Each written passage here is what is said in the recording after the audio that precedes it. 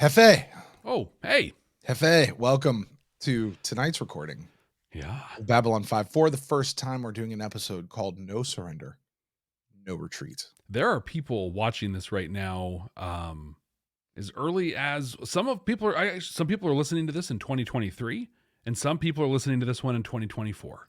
Depending on where you are around the world, that is true. Yeah, how cool is that? Should we do what Paramount Plus does, where we delay the Oh man, no. going so that everybody can get it in 2024, and we make all the people who are in time zones before the last one wait? I feel like anytime you start a thought with should we do like Paramount Plus, the answer is no. That is the worst app. I would disagree with that. There are some bad ones out there. Really? Paramount Plus is not the worst. Oh, it's the worst I have. I'll tell you that much. They are the one I probably use the most, so they are the ones who annoy me the most. But I don't know that they're the worst. There's so many But things they're not about that great. app kill me. Like There are some that are really good, but yeah. but I mean, honestly, Netflix's isn't too bad. It's just clunky. Like Well, it's not visually appealing at all. No. Well, everyone's stolen how they do their UI and have made it better. They're just sticking to the same old thing. Right. Yeah. Right. Anyway, hey, so we are here to discuss this episode, No Surrender, No Retreat preview, Jeff. This one might have my favorite Star Trek message in Babylon 5 to date. Really? Can I make a prediction? Yeah. You're doing Delta Furies today. Don't answer me one way or another. I'm just going to make a prediction right here. We'll find out when we get to that part of the episode. I don't think you have any true Star Trek messages. I think we're going to get there and you're going to be like, yeah, there's like this one thing they said that I could pull on, but really, there's just not much in this episode. But I found something that really I think is my favorite. We'll talk about it when we get there. That's just my prediction. We'll see if I'm right or wrong.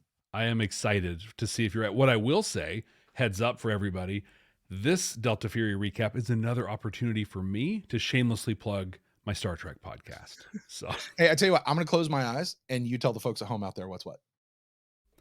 Yeah, it's a huge one. And I'm going to bring up, oh my gosh, he's put me on the spot here. Wait, I can hear you. That doesn't help, does it? Yeah. Here, wait. Here, I'm going to mute. Wait, I can't hear you. I'm going to count to like 5 and then you'll have to come back in. Okay, the 75th episode of the Starfleet Leadership Academy, we're going to talk about apologies and superpowers. It's going to be cool. All right, cool. What's up, YouTube? All right, what you guys are about to see is you're about to see Jeff and I record an audio podcast. This is the behind-the-scenes recording. This is how we put the whole thing together. Right? It is the enchilada lasagna. La, la, la. Enchilada lasagna. Ooh, that sounds delicious. You've never done the enchilada lasagna? No. Oh, Brent. Send me a recipe. Because that sounds like in my head, I'm already like, I think I know how I would do that. Yeah, it's not hard. It's just layers with enchilada sauce instead of the tomato sauce and seasoned meat and stuff. Oh, taco seasoned meat. Oh my gosh, that sounds amazing. So Find me a recipe and send it to me because I really want to try that. That sounds amazing. Anyway, this is how we put the enchilada together. It's how we pour the red sauce on top and the white sauce if you prefer a white sauce one. And we're going to go through this. Please, as you guys are here, like, subscribe, comment down below. No spoilers. We always ask for that. This is a spoiler-free zone. Jeff and I have not seen anything beyond this part of the series. So, Jeff, with that, if you're good, do you want to talk about it? Yeah, I think we should. Do you want to tell the folks at home what it is, or do we need to do it like in recording for the audio folks too? Let's do it for everybody. Because they're gonna experience it too. There's something new, and we'll talk about it in just a moment. Go ahead, Jeff. All right. You are valued, and you are needed. You will be Emperor. I think you're about to go where everyone has gone before. The year is 2024. The name of the podcast, Babylon 5. For the first time. Babies! How cool is that? Babies!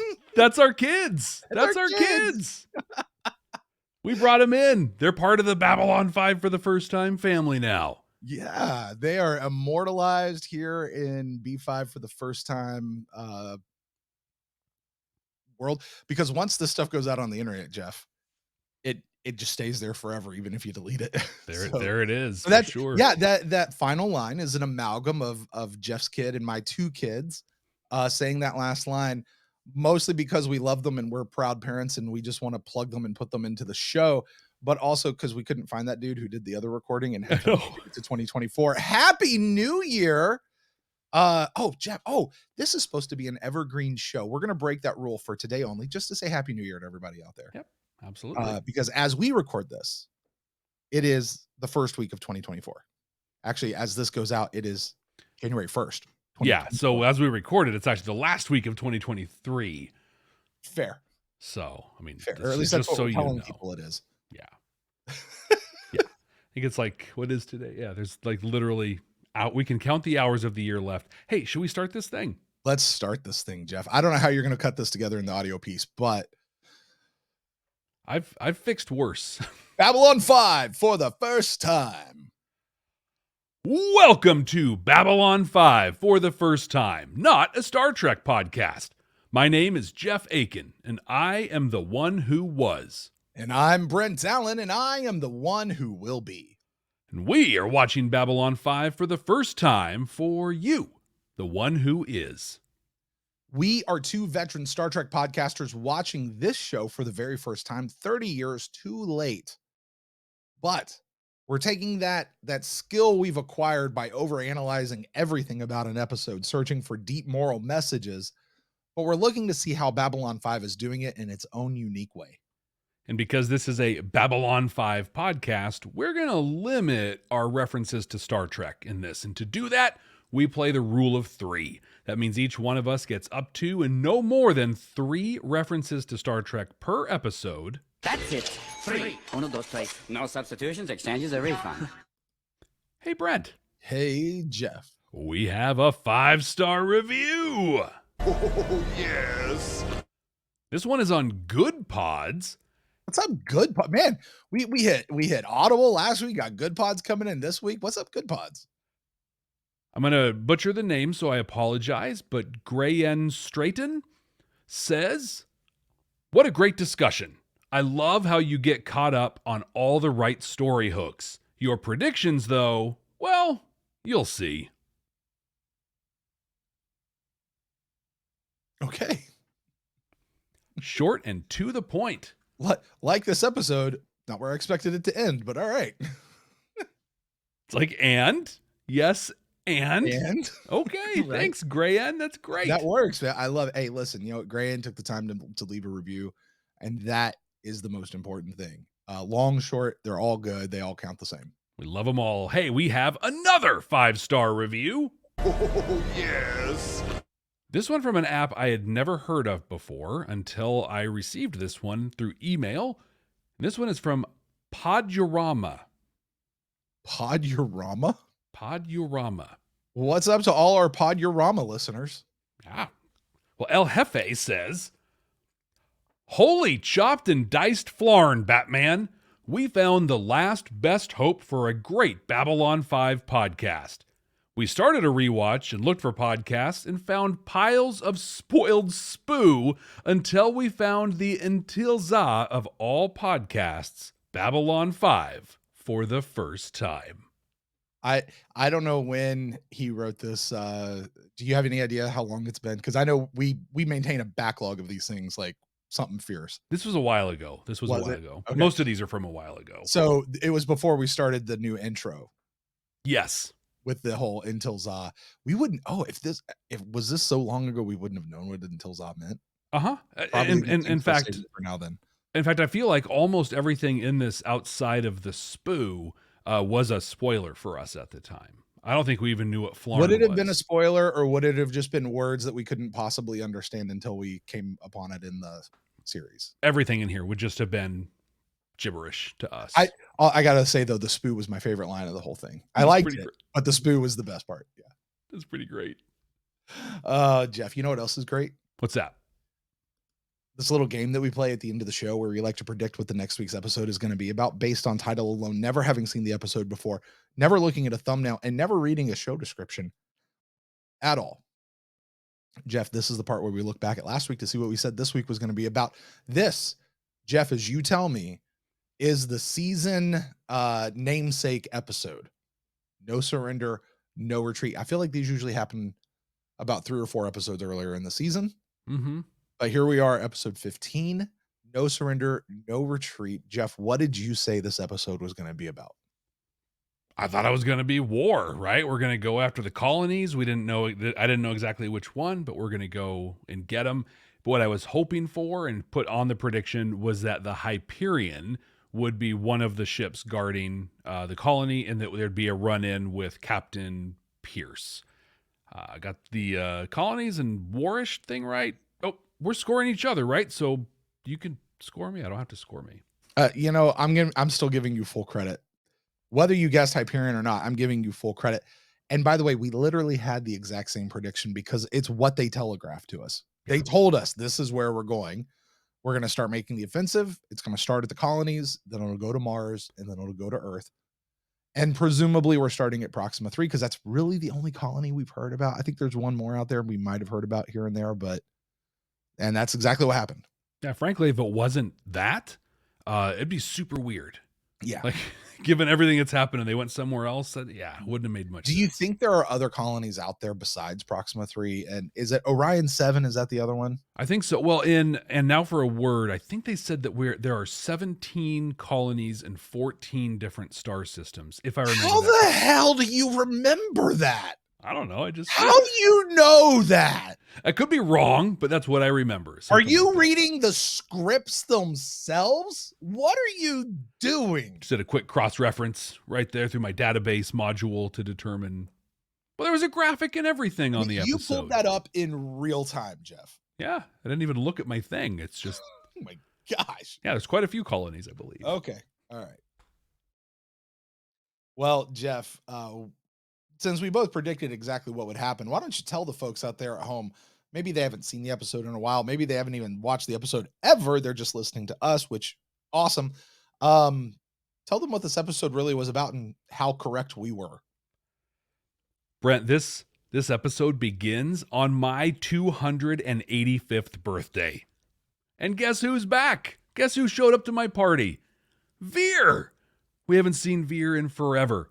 He's back on Babylon 5 and his hair is bigger than ever. He's been having nightmares, but he's still helping. He's been having nightmares, but he's still helping Londo however he can. In this case, running interference and covering the fact that Londo is trying to set up a meeting with G'Kar. He takes a message from Garibaldi, who has some business in Centauri space.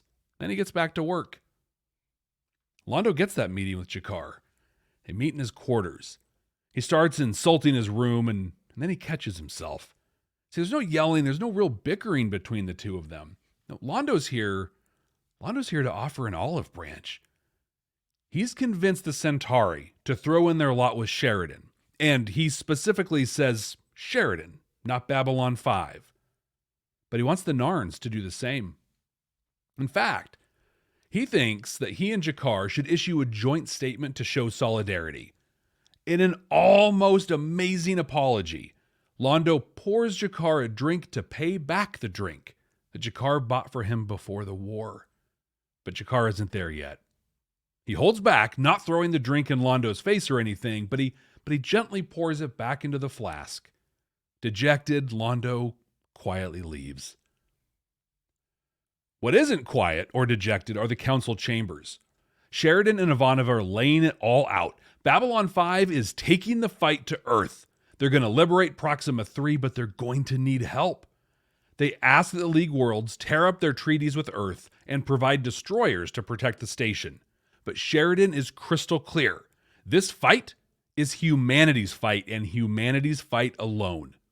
They all agree, and we're off.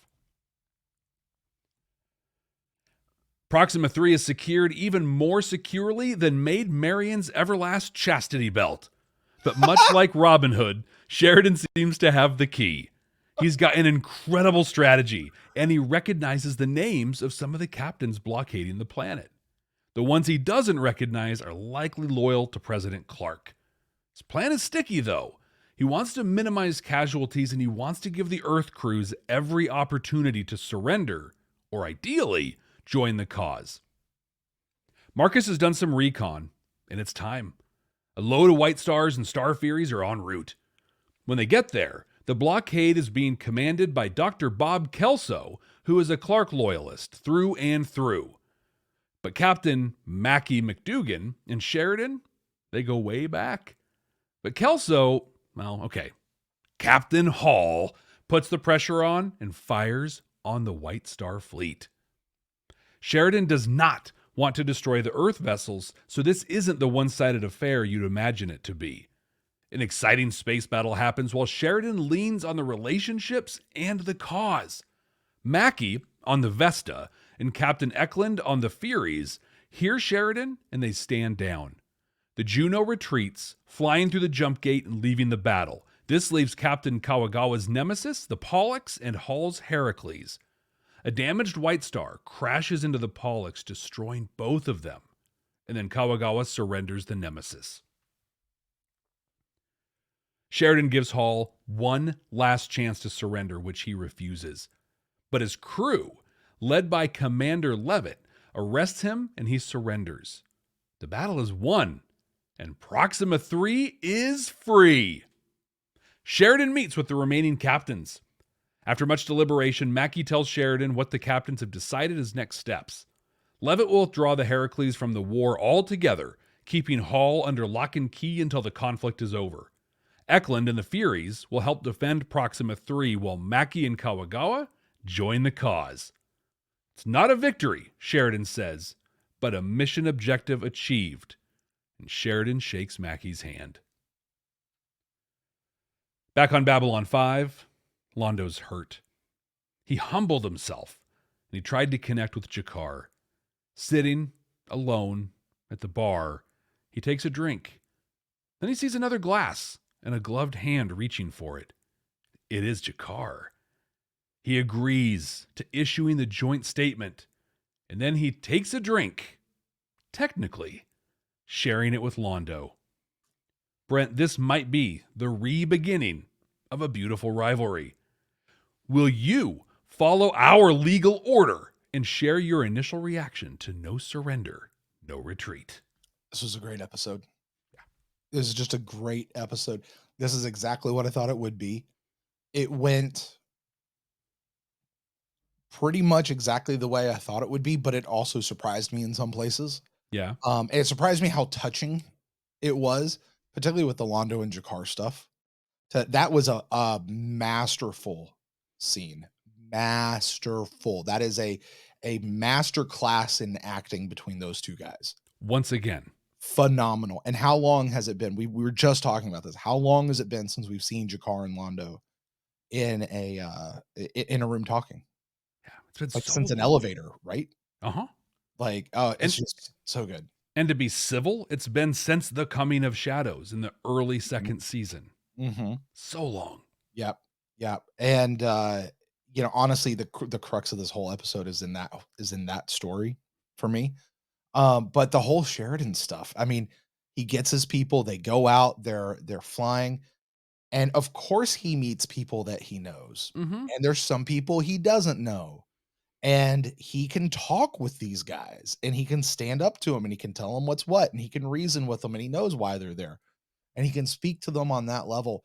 He can do something that perhaps no one else in the galaxy could do. If a Minbari was the captain of that ship having that conversation, it would not have worked. If it was a Centauri, if it was a Narn, if it was anybody else, okay, maybe Sinclair if he was still there. Mm-hmm.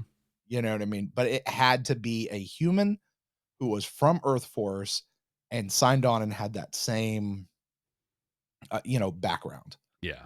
And to result in winning Proxima III, saving them, and this was the piece I didn't expect, to have those people he was fighting against, at least some of them, turn around and join the fleet. Oh, so good. Yeah. So good. Jeff, what'd you think? I mean, 2 words. Yeah. Like, oh my God. I loved every minute of this episode. It was exciting.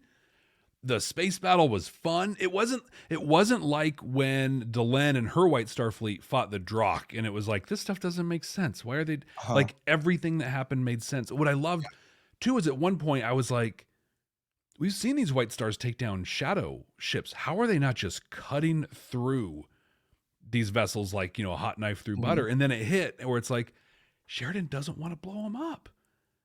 No, it's going to make everything he's doing more to disable them than anything, and just trying to get them to a point where they can have that conversation. They can talk and they can do that. It was so good. And I agree. Well, while that was all great and it was amazing and it was kind of, God, I'm going to say paint by numbers, but that sounds like I'm making light of it. It wasn't that at all, but it was a space battle, right? To free a liberated thing. And it was great. The magic in this episode is Londo and G'Kar. The way that that scene, like you said, was amazing. And even just that short scene at the end where G'Kar agreed to sign the statement was so powerful. I didn't think we would get that scene. I knew we were going to get that scene. I did not know it would be in this episode. I just thought it'd be in a different episode. I was glad it happened in this scene. I was thinking about that a little bit. How, last week we were talking about how the Minbari Civil War didn't have the weight, the danger, or the impact we thought it would. I agree with this as well. It would have been, I think, armchair quarterbacking this whole thing. That would have been more powerful if it happened an episode or two later. Mm-hmm. But this moment in the season feels so compressed. And I can't help but wonder if, I don't know, we had those kind of weird placed episodes that didn't make sense to us. And now we're like, go, go, go, go, go. I just don't know if something happened in the production of the show. I mean, I've heard the rumor that it got canceled. Yeah. I've heard this. We both know this. So go ahead and say it. Yeah. So the show actually got canceled, and that he was going to have to wrap the story up here in season 4. And then partway through, TNT picked them up, and then we were going to get a 5th season. So he had to kind of back his way into that. But I heard that it was, they had actually they got canceled. And so JMS basically squished his plan for season 4 and season 5 into season 4. Which makes me assume that had it gone the way he had planned, the Vorlon Shadow thing would have lasted much longer. And then what we've had over the last 10, 15, by the time we get to the end of the season, that last 10, 15 episodes, this thing where this is a little weird, it's a little slow. And then there's this big thing. This would have been stretched out over season 5. And this would, wherever they end at season 4 is where they were going to end the show. Yeah. And then as they finished, what I hear is as they finished shooting it, TNT picked them up. And so he had to basically come up with some new stuff for season 5, or it's the residual stuff that he had for season 5 that's the way I understand it. Do we want to ask people to clarify for us one way or the other? Yeah, I don't. Don't clarify for us, guys. Just let us live in mystery. Yeah. We'll talk about that in 30 episodes, Jeff. Yeah. Here pretty quick. Well, we can dive into all of that stuff, but it feels compressed, but it was still excellently done. I think I like it better this way, to be honest with you, though, Jeff. Yeah. If the whole season was spread out like the last 5 or 6 episodes had been, it would have felt a little more like a slog. I get those last 5, 6 episodes, why they're needed, why they're necessary, and the way that they are. But if it gives us this compressed thing like we got at the beginning of the season with the Vorlon Shadow stuff, I'm all for it, man. Yeah. I'm all for it. It I don't want to say it makes for a better story, because here's the thing. This is the way that TV happens now, is a lot of times this is how they do it. But they don't have those episodes prior inserting all that information, so to do this thing where you have, hey, slow episode, slow, set it up, and then bam, that's cool. I think it is. It's one of the reasons why I think we like the end of Deep Space Nine so much. Yeah, everything came together. 6.5 seasons, and then 10 episodes are bam, let's just do it. One thing that I only mentioned briefly in the recap, but happened in here was there's a couple things with Garibaldi in this one, both in the conversation with Veer and then near the end of the episode, that I think were pretty important moments. What business does Garibaldi have in Centauri space? Thought that was interesting. And then he's leaving. He got on a transport with a one-way ticket to Mars. That's what he says. Yeah. That's what he says. We'll see what happens. Veer, can we talk about Veer? You mentioned in your recap, man, his hair is bigger. Much bigger. But not only is it bigger, it's swooped back. Yeah. Now, what it reminds me of, Jeff, and I was trying to find a picture I couldn't, and it wouldn't have made a difference for the audio folks out there, so I'll just describe it anyway. You've seen deer crossing signs on the road before, right? Oh, yeah, yeah. Where it's the deer's crossing, and then they have the antlers that are just sticking straight up. There are some signs out there, and you know where I really noticed these was overseas. Like I noticed it like in Korea. Yeah. Was it Korea? I don't know, maybe another country, but I've seen them here in the States too. But the antlers, instead of being like straight up, they're kind of like swooped back. Okay. And it makes the deer look like he's like racing forward. And it looks really funny to me, but that's what this reminds me of. Like his hair is like swooped back with Veer. So, and the other thing I know, like Veer clearly has lost a lot of weight. Stephen First has clearly lost a lot of weight, but the picture and image they're using of him in the intro is still him like prior to his weight loss. Mm-hmm. So, and that really is like a startling contrast when you look at the two. I'm like, whoa. He just looks more, grown up now. Like, I mean, that sounds patronizing, but like he was, sleeping, his hair was a little bit mussed, but he got up. And even when he was talking with Garibaldi, he wasn't that kind of squirrely nervous. I mean, he had a little nervousness to him, but dramatically more confident in what he was doing and carrying himself. Well, do you remember when we saw Veer step out from behind the curtain in War Without End, right after Londo and G'Kar killed each other? Yeah. And he just steps out. His head is up. His shoulders are back. He's looking down his nose, and he bends down and picks up the Emperor's crest, crown, whatever thing it is, and just holds it there. And it's like, that's a different Veer.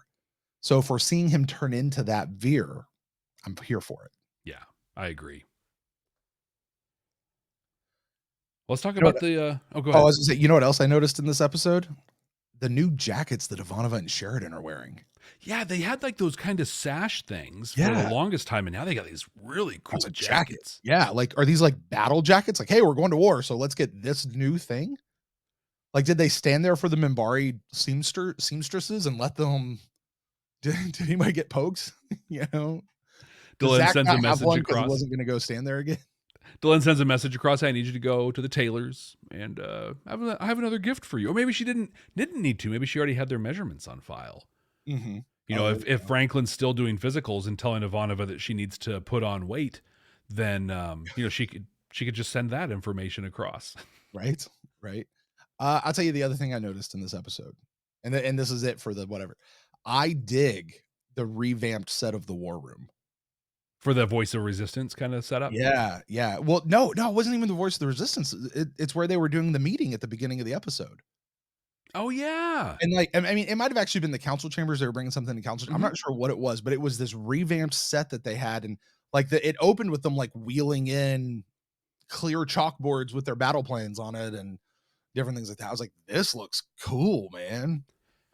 Yeah, I feel like they've dressed up a couple of the sets. We saw that in the Rumors, Bargains, and Lies, the backdrop to the council chambers that Sheridan was standing in front of, and a couple other things. They're and then the Voice of the Resistance studios has been kind of repurposed. It's pretty cool. Yeah. It was kind of cool when they were doing the battle planning, though. Sheridan said the thing. He did the thing. No surrender, no retreat. That's the thing. You did it. It's always fun when the band does that. Literally, my note is, hey, he said the thing. It's mine too. He said the thing. Oh, a couple weeks ago, I said, hey, whatever happened to that David Corwin guy they were trying to get? And we got him. We got him back. We got him back, but dude, something's up with him. You think? Did you see the look he was giving to other people around the room? Did you miss this? I didn't pick up on this at all. Oh, Jeff. Yeah. So he's up there and the first time we see him, he's launching out the Delta Fury, the Delta Furies, the Star Furies, right? He's launching them out and he turns around and he says to Ivanova, he says, something to the effect of like, so what are we going to do? Ivanova gives him instructions like, so we don't trust anybody anymore. And she what she says? She says, no, trust Ivanova, trust yourself, shoot everyone else or anyone else, shoot them. Yeah. Whatever she says. Right. And then she walks away and he gives this look to a dude across the room where they're like, this is not okay. I'm telling you, he's planning a mutiny from within or something. Something's up with Corwin. Okay. And I don't know what it is, but I don't think it's good. I didn't pick up on that. What I did pick up on, though, is that he and some of the other guys in CNC got really short shrifted on the uniforms. Like, they're stuck with these horrible gray and black kind of collarless things. If he's going to mutiny, it should be over that.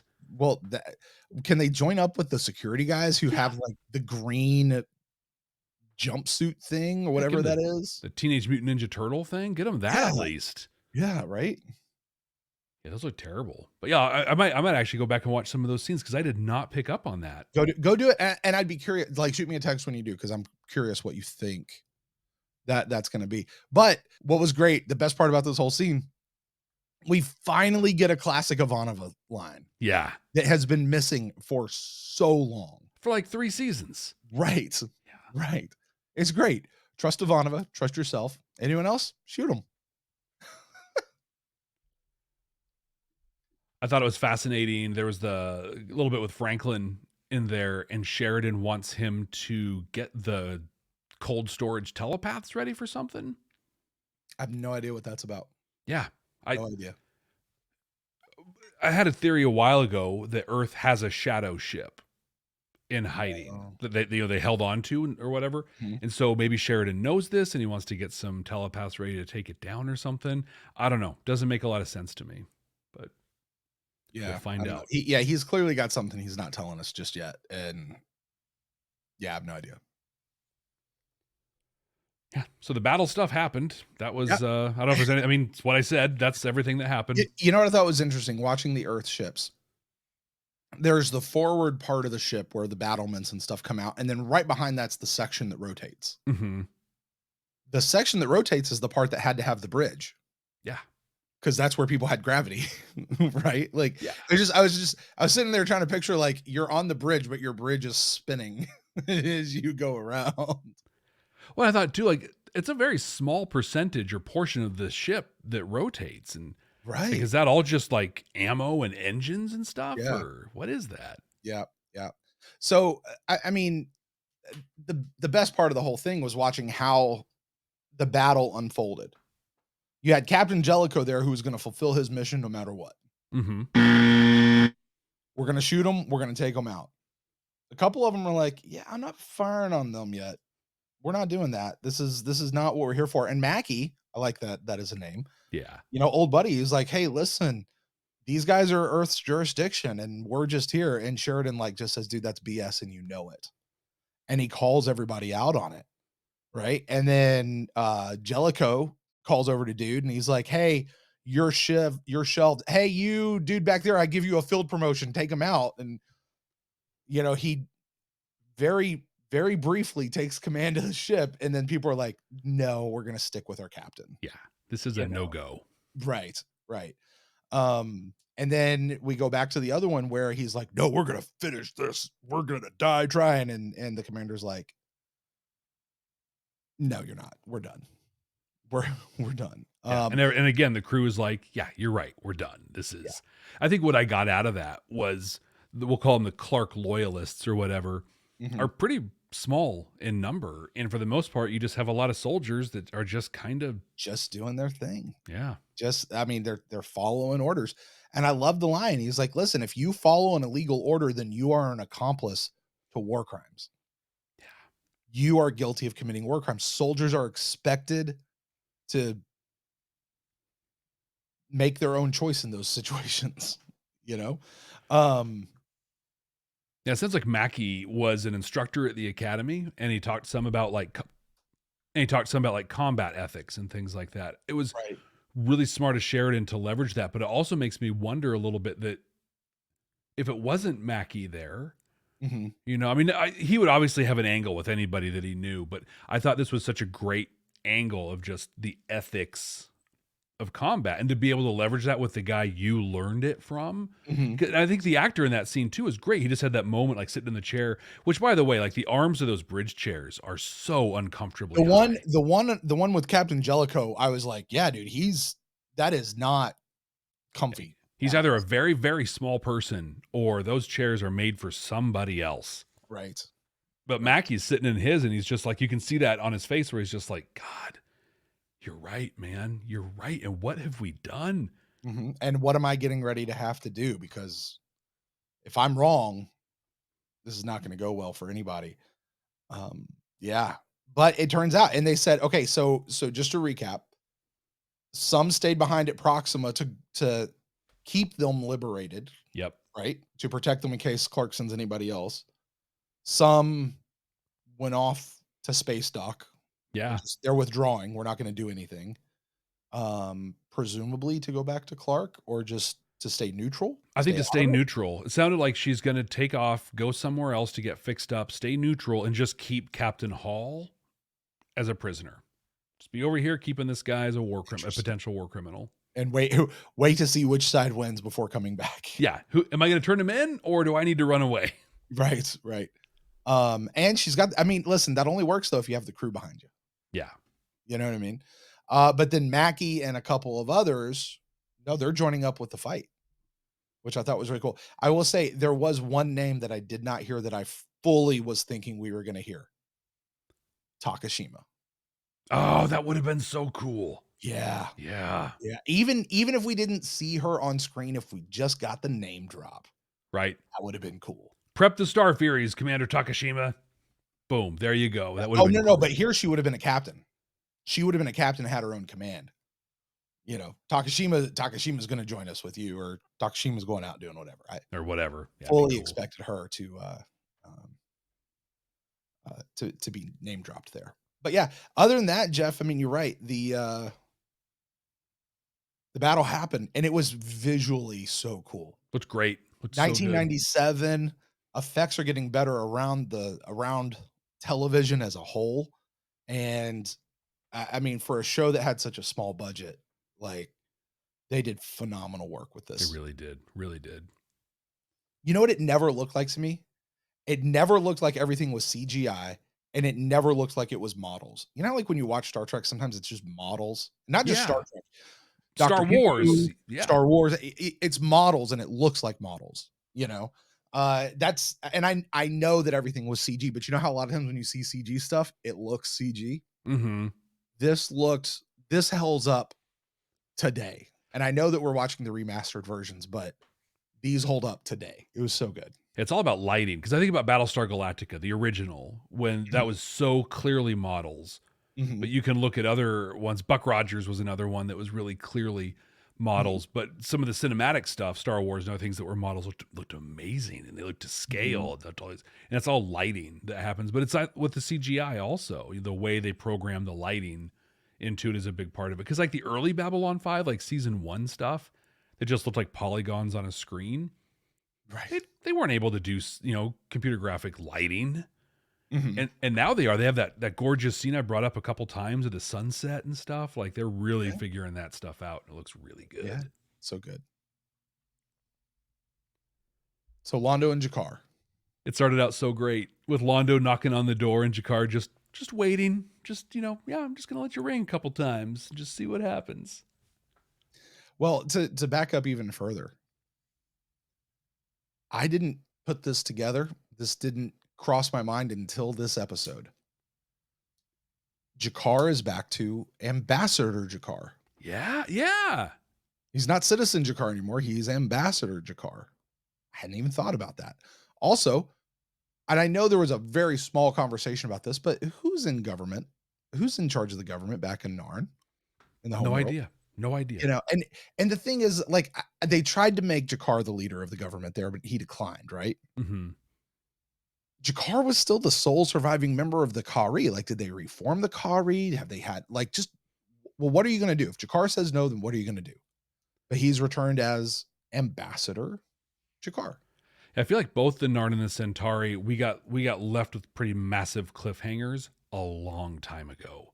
Yeah. You know, we got Regent Emperor McJokey Joker guy with the controller keeper thing on him. And then we had the whole like, you're going to be in charge of us. You're the supreme leader. No, I'm not. Okay. What now? What now? Right.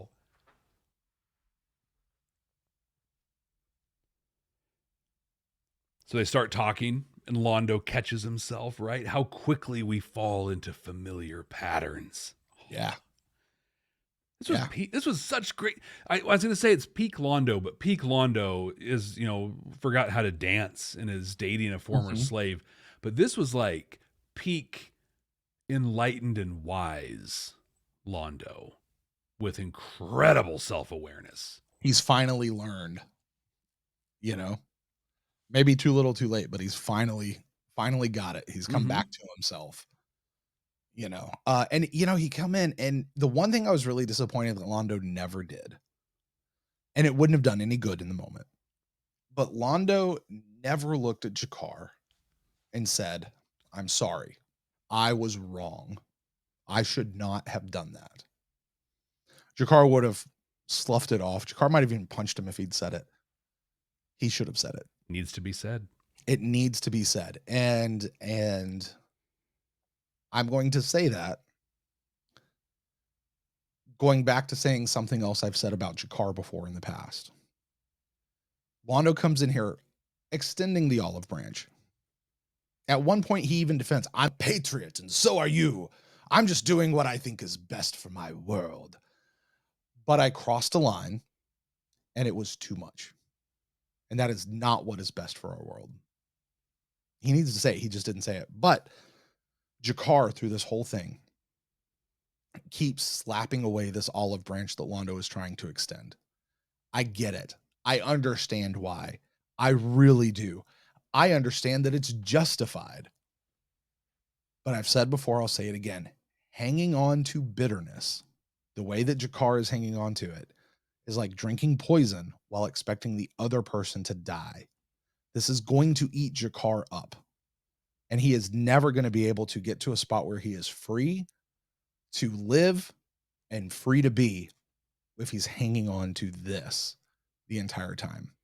And I hope for G'Kar's sake that he can get over it, which is why I was so glad to see that final scene, which is a step in the right direction.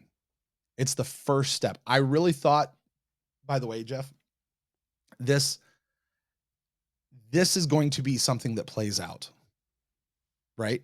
Because we've seen the end. We've seen where G'Kar and Londo end. Yeah. What did Londo say when G'Kar stepped out from behind the screen right before he killed him? My old friend. My old friend. So we know that they come back together at some point. This is where we are. And now it's interesting, the journey of how do we get there? I'm excited for this particular story and to really solidify the hype that we have seen about what happens when you put Londo and G'Kar in a room together. You know, because frankly, we haven't seen it a lot. A very small portion of this series so far. And it's been incredible every single time. Yeah. But, you know, I'll say in defense of G'Kar, though, I think for him, because it really came to pass, like the big gesture was when he poured the drink back into the flask and set it down. But the moment that set that up when Londo said, I never thanked you for what you did that, you know, allowed me to save my people, that also allowed you to save yours. And so thank you. And Londo's like, or G'Kar's like, I don't want your thanks. Yeah. Londo's like, well, it's there for you. He's like, I don't care. I don't want it. But it made me think about how naive it would have been for G'Kar to have been like, you know what, Londo, you're right. You're welcome. And thank you for the offer of a drink. I'm going to drink and let's do this together. G'Kar has so much healing still to do. And I think that offering forgiveness is hard to do. It's easy to do if you're just like, oh, it's cool. Don't worry about it. Yeah, you got caught in a bad way and a couple million people died. You know, whatever. Who hasn't been there before? But to truly forgive, you got to work through it. And I think, you know, the last time we saw them together before Sheridan had them in the room was G'Kar looking at him in the Zocalo and saying, pray that we never notice each other again. Mm-hmm. To move from that to him, I kept waiting for him to take that drink and throw it in Londo's face. Sure. The fact he didn't do that basically said, I'm not ready to forgive you, but I'm ready to have that thought of forgiveness introduced into my head. And I think that's a huge step. Well, and I mean, it's even a huge step just to be able to sit in a room and talk without killing him. Yeah. You know what I mean? Just And ripping the him. thing is, we would all understand why he would do it if that's what he chose to do. I kept watching, waiting for him to throw the drink and get angry and go. And and in my head, I'm preparing the reaction where I'm just like, I would be broken. I would be sad. I would be furious, but I also would completely understand. And I couldn't blame him for doing that. I mean, hey, how's the eye? Like at that moment, G'Kar stands up and rips Londo's head off of his body. How's your head, dude? Because that's how my eye is. But I thought it was powerful what he said. It sees. Because that's what he said about it when he had it plucked out. You know, your eye is like, well, now I can truly see. Yeah. I'm still going to be so mad if we don't get them using that eyeball for something. Yeah. You know, It's very much set up for it. I also liked when Londo was kind of apologized, going through his apology. He said that it was a word. Like I became the enemy because I couldn't see who the enemy was anymore. And it was a word that destroyed our worlds. Wow. Yep. Heavy stuff. But did you catch when he said that he got the Centauri to throw their support in? He specifically said to support Sheridan. Like, I had a little Michael Garibaldi here on my shoulder saying, did you hear that? Did you hear that? That was, they're following Sheridan. Yep.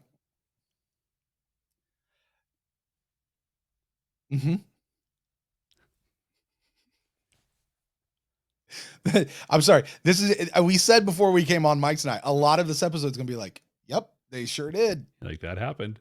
But because you know where we are, Jeff? We never got an end of this episode. This episode is incomplete. You know, now you could say that there is actually like a beginning, middle, and end with the way that because the Proxima III story came to an end, but all of this other stuff is still happening. And I'm like, yeah, I want to, marking that down in my brain. The Londo G'Kar story started and the Garibaldi story started at the end of this episode. Yeah. And yeah, I tell you, I am super interested in the Garibaldi thing. I've got to know what happened to him when he was in that Psychor room.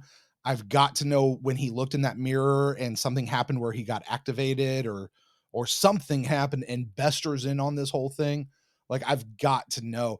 And so help me, if you're right about Eggers being Bester, I am gonna G'Kar you. Somebody put that on a t-shirt. Right. I will G'Kar you. But yeah, so the whole thing kind of wraps up on the Londo G'Kar thing, and on the overall story of stuff was they agreed to sign the statement, but G'Kar was very clear that they would not sign on the same page. You understand? Which was honestly, that was more of a laugh to me than anything. Yeah, you know, like, I agree. He came and said yes. He's like, I'll do it, but not on the same page. Like, still a little childish there, but got it. Good enough. Yeah. Close. I feel like it's literally just him saying, I hear you. I see you. I'm taking a step towards you, but we're not there yet. And it's the right thing to do. Yeah. But I'm still going to be mad at you. And so we're there. We're moving in that direction. And I really, really appreciated it. Yeah. Well, Jeff, with that, I think we have actually come to that part of the show where it is time to boil it all down and see what deep moral messages might be lurking underneath the surface of this episode. Is it holding up a mirror to society? Is it giving us hope that we can be better in the future? But at the same time, how is it doing it in its own unique Babylon 5 way? Jeff, you're going to do that by rating this episode on a scale of 0 to 5 Delta Furies smashing together the Star Trek and the Babylon 5-ness. and you're going to tell us just how strong that message is and how Babylon 5 it was delivered. Superpowers are weird things. Mm-hmm. Like they seem all amazing and cool and everybody wants one, but people don't generally understand, like, you have to know how to use them to really benefit from them. Mm-hmm. There's a superpower that every single one of us has, and that superpower is the power to apologize. Everybody messes up. In this example, in Babylon 5, the mess up was huge. Like Londo destroyed the galaxy and almost genocided an entire race. Mm-hmm. But it's not always huge stuff that we mess up on. And like Londo said, sometimes that difference is just a word. To shift this to us now, today, I think of Alexander Pope, who said, "To err is human." But the full, we all know that quote, right? "Oh, to err is human." But the full quote from his essay on criticism was written in 1711. But the full quote says, "To err is human, to forgive, divine." Yep. Forgiveness is the best. But more often than not, you need the superpower of the apology to get to the forgiveness. Mm-hmm. There's a right way, and there's a whole lot of not right ways to apologize. Yep. Like saying you're sorry and just leaving it at that, that's not good. You and I have talked about apologies on this podcast before. Mm-hmm. So I'm going to train our children exactly to do that. Yeah. And that's what I want to do real quick is share my 4-step formula to an effective apology. I shared this, shameless plug here, but I shared this in the 75th episode of the Starfleet Leadership Academy when I watched Enterprise Canamar, which you might know better as the Nicolas Cage film Con Air, but either way. But the steps to a good apology are say you're sorry. Like, start there. Express remorse for the specific thing that happened. Mm-hmm. 2, admit and own responsibility. Yep. 3, ask how or describe how you're going to make it right, and commit to not doing it again. And the most important part of it all is to actually mean it when you say it. Yep. Londo came so close in this one. He didn't outright say he was sorry, and that was a huge misstep for him, like you said. But he did offer thanks to him. Mm-hmm. He was remorseful. He was clear that what happened was his fault. He took responsibility. He said he hoped to be better and not let it happen again. And he meant it. He clearly meant it. And I think that because he meant it, that's why G'Kar joined him at the bar and ultimately agreed to issue the joint statement. Yep. They're not done. Things aren't fixed between them. But because Londo offered a mostly sincere and real apology, they're in the same statement, just not on the same page, right? When a few episodes ago, like, G'Kar was going to straight up murder him. Mm-hmm. Another thing in this one that I've noticed the theme throughout is that Londo says to G'Kar, "We're patriots," right? Tried to pull that line out.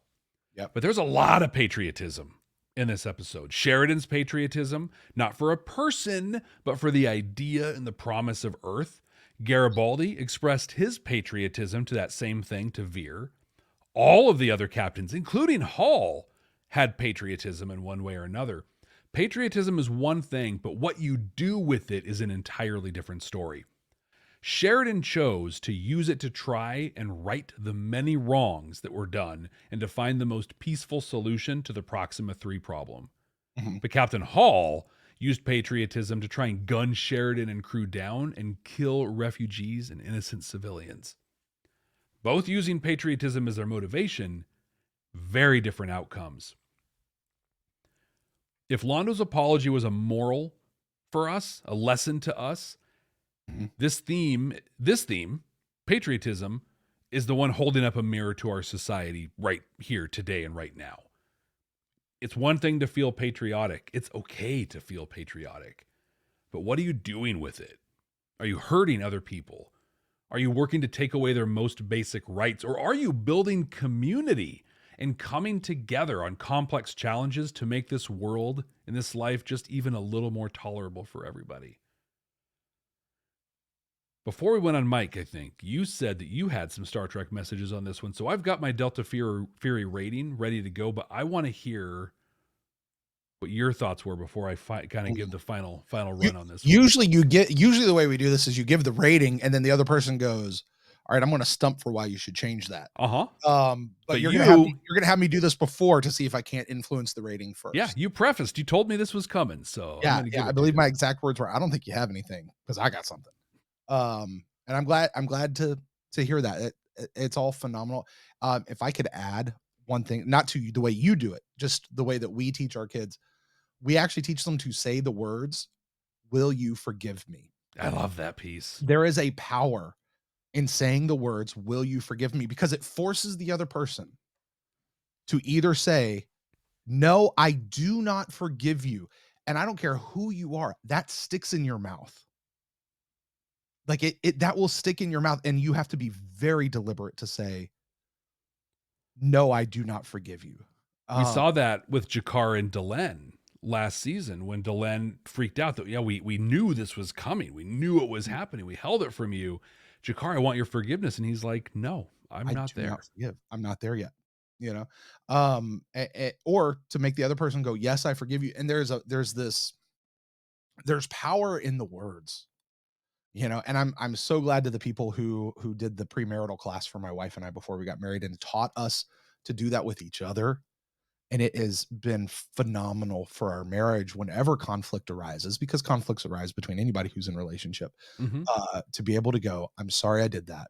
To the steps you said, own it, admit what you did, tell them you're not, promise that you're not going to do it again, try to not do it again, and ask for forgiveness. Anyway, here's the thing. And I talked about this a little bit, so I'll try to be brief with it. This Star Trek message to me, Jeff, only works because we know the end of the story. And it's the exact same thing you pulled out with Londo and G'Kar. I talked about it earlier. Because we know that Londo and G'Kar will wind up working together, that my old friend G'Kar, right? Because we know that that's where it's going to go. What we see here at the outset is setting up this journey of how to get there. And this sets up an interesting question that will be explored. We know it has to be because of how it's going to end. And it's going to explore it over the next season and a little bit of extra change. How can two people who have so much bad blood between them, legitimately so, ever get over their issues and learn to work together? Say that again. How can two people who have so much bad blood learn to get over their issues and learn to work together? And we know that they're going to do it, but the how is what's left as the question. To you and me as the viewer right now, first time, we don't know how they're going to get there. We just know that they're going to get there. And that makes this infinitely more interesting to watch than not knowing if they're going to get there or not. Right? Jeff, that is the fundamental Star Trek message, that we can set aside our differences and come together. We don't have to be best friends, but we can, in spite of our differences, still work together. That's the core of Star Trek. Yeah. 100%. From Gene Roddenberry, from episode 1, that is the core. Go all the way back to Balance of Power. Go to the Corbomite maneuver. Go to all of those. Maybe even the cage. You probably pull it out there. But Jeff, here's the thing. The other side of Delta Furies is how Babylon 5 does it do it. We have said before, we've heard it said, and we'll say it again. If Star Trek is representative of how things should be in the future, or how things will be in the future, the great hope that we can get there, Babylon 5 is the map of how to get there. Yep. And the fact that we know we're going to get there, what's interesting about this is the how. This is the quintessential Star Trek message literally being done in the Babylon 5 way, which that alone to me is 5 Delta Furies. And I don't know how you go any lower than that. But Jeff, you get to do it based on your rating and ranking, and I just stumped for why I think it should be all the way through. Well, I'll tell you. Give it 12 if you can. I'll tell you how you give it less. You're a crazy person that no one should ever listen to. This is a 5 Delta Fury episode. I like it. Like, absolutely. Well, Brent, we're creating the absolute 100% definitive and objectively correct ranking of all the episodes in the 4th season of Babylon 5. Our current top 5, if you're keeping score at home, we've got Into the Fire, The Long Night, Atonement, Whatever Happened to Mr. Garibaldi, and then Moments of Transition. Brent, where do you put No Surrender? All right, this is going to be a top 3 episode. The question to me is, where is it top 3? I'm trying to remember what happened with Long Night, because I know that Into the Fire was where we got the finale of the whole Vorlon Shadow thing, which was really awesome. The Long Night was G'Kar breaking the chains, going all Samson on everything.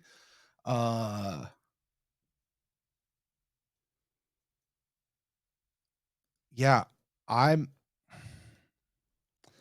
thinking this is our new number 2. It's possible it could be number 1. It's possible I like this more than I do Into the Fire, but I can't say that because this is the beginning and not the end. But this was such a well done episode all the way through. I'm thinking number 2 over The Long Night. That's a bold ranking. And even if I wanted to argue with you, I couldn't. Because that's how it works. Is that where? Hold on. I haven't. It's not final answer. Oh, okay. You know, I'm thinking about it. I think it's better than Atonement. I liked Atonement a lot. I definitely think it's better than Mr. Garibaldi. I think it's better than Moments of Transition.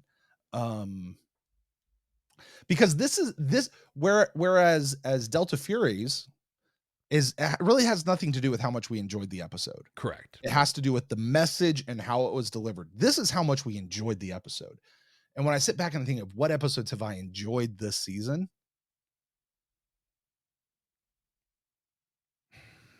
I think I enjoyed Into the Fire more. I don't know that I enjoyed Long Night more. I'm going to put this at number 2, Jeff. Yep. Okay. Locking it in. Final answer, number 2. Immutable, 100% accurate. Except for that one spot in the season 4 wrap up that we'll do. But yeah, immutable until it's not. But it is definitive. It is, and objectively correct. Yes. Well, that's it for No Surrender, No Retreat. Next week, we're watching The Exercise of Vital Powers for the first time. This is our prediction game that we play every week where we know the title of the next episode. We don't look ahead at anything. And we'd like to guess what it's going to be about. So, Brent, what do you think The Exercise of Vital Powers is going to be about? I mean, like on one level, it's okay. What's the next colony? I don't think we're going to Mars yet. It's too early to hit Mars. We're not gonna release one colony and then boom, go straight to Mars. Especially since you said there's a whole bunch of other colonies. Mm-hmm. So I think next week is going to be a little bit of a transition episode where they're kind of getting the rest of these colonies we haven't really heard of. I don't think we're going to dive deep into it the way we did Proxima III. Like it's just going to be like a bam, bam, bam. We'll probably see things from inside the bridge more than anything. I think this one, here it is, Jeff. This is going to be a political episode about Sheridan with these new commanders that have defected and how he rallies them together. And I'm going to make a bold prediction on this to go with a specific plot point. Sheridan's going to do something. He's going to make a decision. He's going to make a call that it's not going to go well for him. Okay. It's going to cause the other commanders to be like, yo, do we really want to follow this guy now? Like, I mean, he's right about Clark being wacko. Like we're all for that, but he also broke away. He betrayed us. He left us. You know, maybe we should kind of go do our own thing. And it's going to be a test of Sheridan's leadership and his ability to handle situations, even when his own folks are having trouble believing him. But I think that's actually, he's ultimately going to win them over. And that's what's going to help win the battle at the end. Okay. What about you? I'm going to go pretty deep nerd here for a second. Uh-oh. So The Exercise of Vital Powers.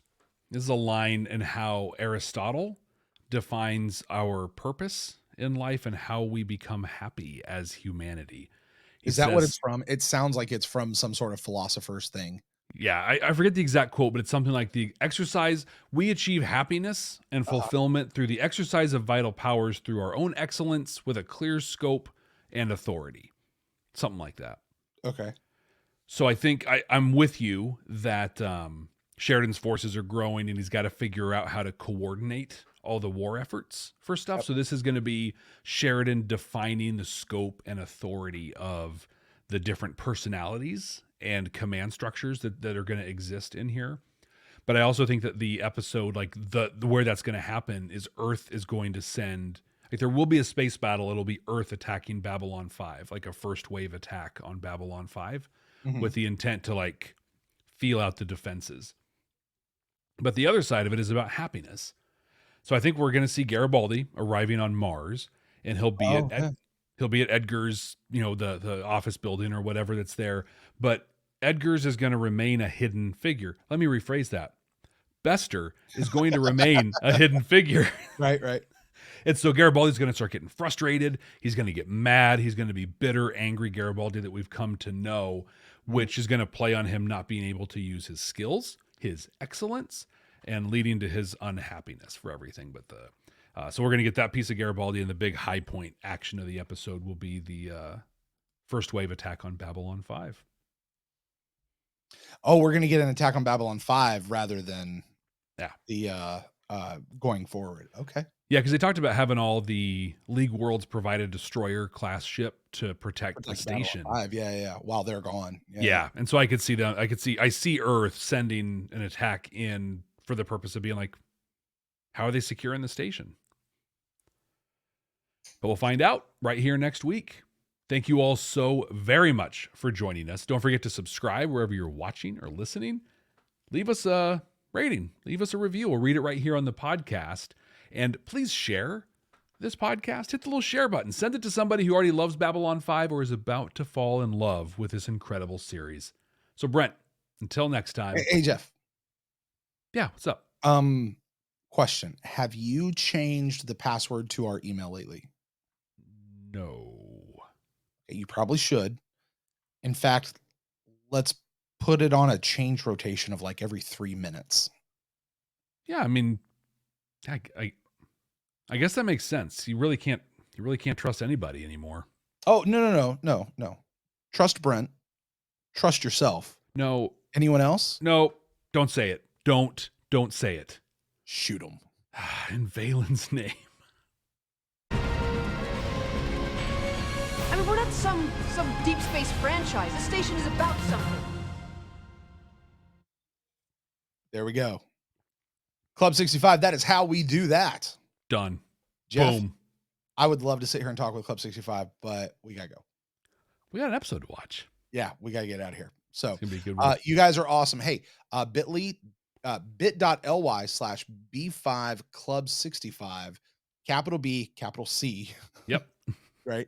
And you guys can get all your gear for Club 65. You guys are awesome. Thank you so much for joining us all the way to the end. Drop 65. Let us know that you were here, even though this was very, very short and abbreviated today.